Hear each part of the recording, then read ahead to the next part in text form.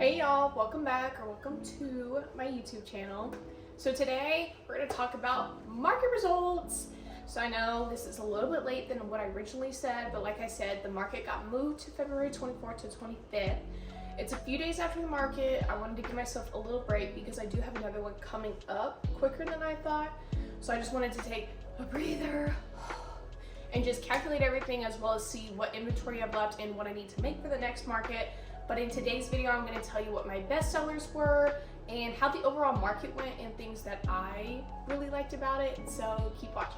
First and foremost, this market was a huge success for me, and it was also my first 2-day market.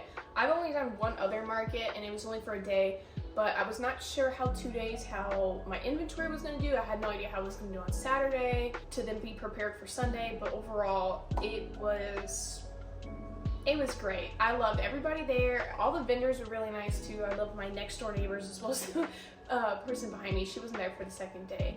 But all the people around me, everyone was super nice. Even for people who didn't buy something from me, everyone was just really nice about like comments or everyone just like picking up the plushies or squishing them. And it just made me smile anyway, just because of how everybody was just happy to see like, oh look at these little things here. And so today I was going to talk about all my items that sold out, which would obviously mean my best sellers. So I'll start with the least amount of items that were sold out, as in like the smaller quantity, and then I'll work my way up to the bigger numbers. So the first thing we have is 2 jumbo pickles. Now they were each priced at $20, but my fiance thought of a great idea of saying, why just do 2 for $35? And so I decided to do that, which helped because on the second day, a person who loved pickles was like, I have to get both pickles. And I thought, if I really like pickles, I would probably gotten both too. So that was the first thing. Axolotls were my next thing. Now people always talk about axolotls do really well. Now these were left over from my previous market and I didn't really want to make any more axolotls. I'm just not a fan of them that much. I know a lot of people like them and I make them for other people and I don't mind making them at all.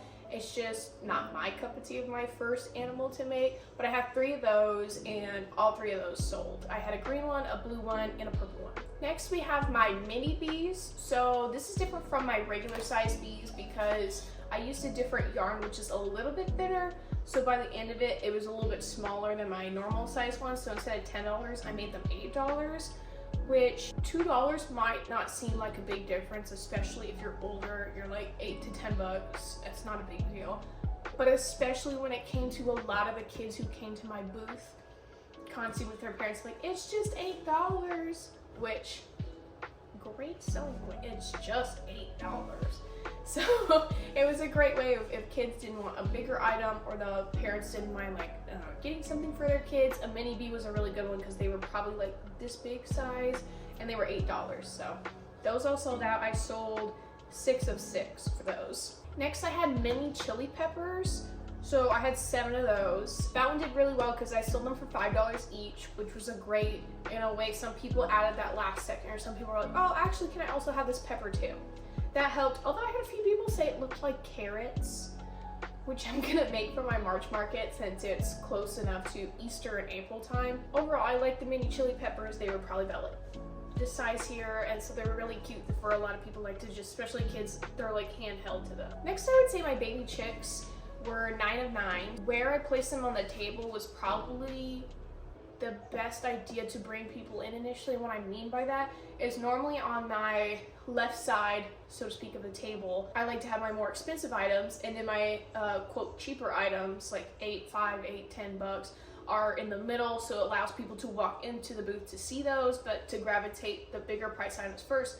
This time I decided to put the baby chicks in the corner on that same table that usually has your $15, $20, $25 items and stuff like that, because I thought a lot of people like to pass by, and if you see something that gravitates you towards the front, you at least pause to just look at it. And I had so many people that just picked up the little chick, squished it a couple times, put it back, and walked off. Some people did that 6, 7, 8 times. I had no problem with it because that's the point. I want people to want to pick up my things, want to touch it, want to like squish it. That's totally understandable because I do the same thing. So I had a few people that actually like walked back just to look at those chicks initially, or some people because they were $8 as well, so they weren't something too expensive either. Next we have my baby chickens. These were probably the second most picked up thing next to the baby chicks, just because I had them in a little cart and they were on the top shelf.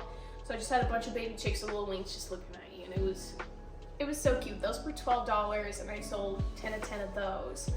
Those were one of my first main chickens that I crocheted, so I was really happy to see everybody like, oh, look at the little wings. They were like fat bodies and little wings, which who doesn't love a fat baby chicken with some little wings? That sounds adorable to me. Next were my mini dinos. So partially, like I say, I went 12 of 13. Now you might be like, that's not sold out. The only reason why I say that is because on the day one, I had 7 mini dinos and all those sold out.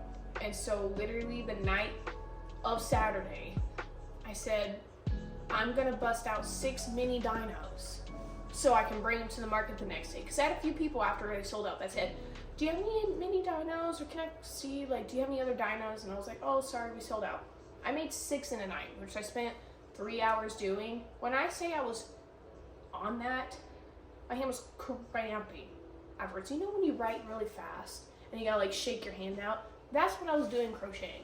But I was like, I have to bust out these dinos, because I told people, oh, I'll have some mini dinos tomorrow.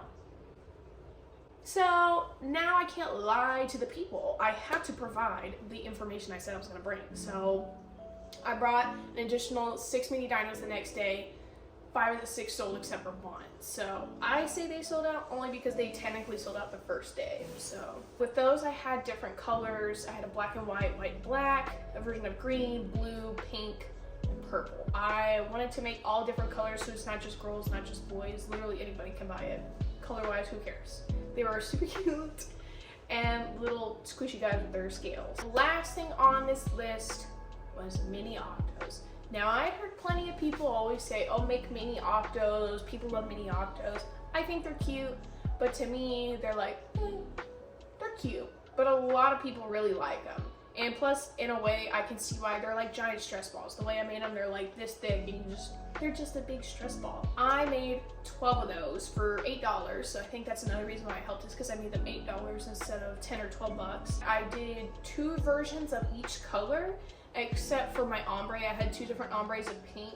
I just made 1 ombre of each, just because I knew more people would probably not pick an ombre color. But the rest, I did 2 greens, 2 blues, 2 pinks, 2 purples, 2 blacks. I had 11 of the 12 sell out the first day alone.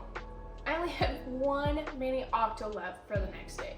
So when they say make mini octos, they mean make mini octos. So I listened to all the advice of, oh, make the mini octos, and I made them, and I can see why, because everybody just wanted to grab them and like, oh, I'll take this. That's it for all my items that sold out. Now, I will say one thing is I had a big bunny, which y'all are used to seeing in the YouTube video right here. Well, she was bought and taken to a new home. I had this customer, and she was so sweet. It was like her husband and her like 3-year-old daughter or something, and they came and bought a baby chick, and they're super sweet, and I was like, oh, have a nice day. She leaves. She comes back, and she was like, I really want the bunny. I'm like, this bunny right here? Yeah, sure, okay. I was so happy that she got this bunny, because it was like bittersweet of like, I spent a lot of time on the bunny, but at the same time, every stuffed animal needs a new home.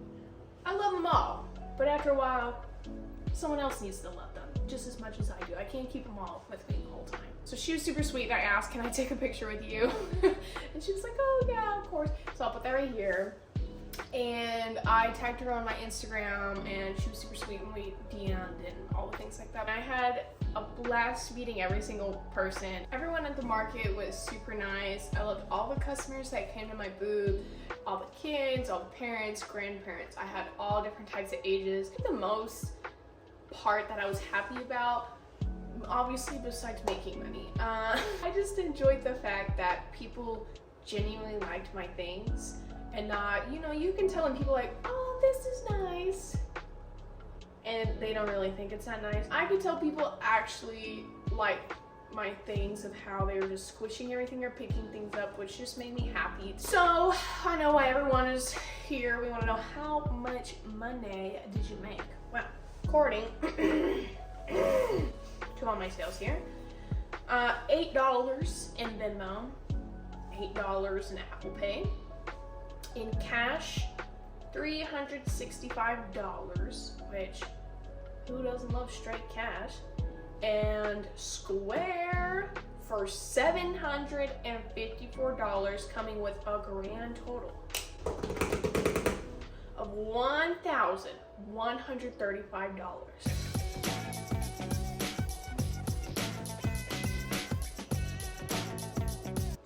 Crazy, I know.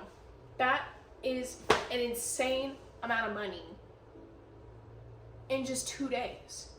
Now, by the second day, I had to bring some of my Christmas and Halloween stock because my table was looking kind of sparse from my bigger items that were sold, and I figured I can't have my table looking empty. So I had to bring, which I had $92 of that $1,135. 92 of those dollars were from like my previous Halloween and Christmas stuff. If anything else, that should tell you, bring whatever you want to your table. Even if it's a different season, just bring what you make to your table, because you never know. Some people want to buy decorations early. Some people might do like, oh, someone bought something for me that said, oh, this is an early birthday present. So people can buy it as gifts too. So just put your stuff on the table. You never know who's gonna say, I love this thing and I want it. That's gonna be it for today's video, guys. I will do another market result on how I do it for my next market in March. That's gonna be March 10th. It's only gonna be a one-day event before spring break, and it'll be an indoor. Well, my portion will be indoor, and then the other people will be outdoor. So I'm interested to see how an indoor market does. Leave down in the comments below what's something you would want to see at a market. Like, what would you want to see on a table? Comment down that below. Please leave a like and subscribe. And as always, thank you for watching, and deuces. No, I'm not gonna say that either. Bro, shush! I sound like, can you just listen to something? I feel like he's listening.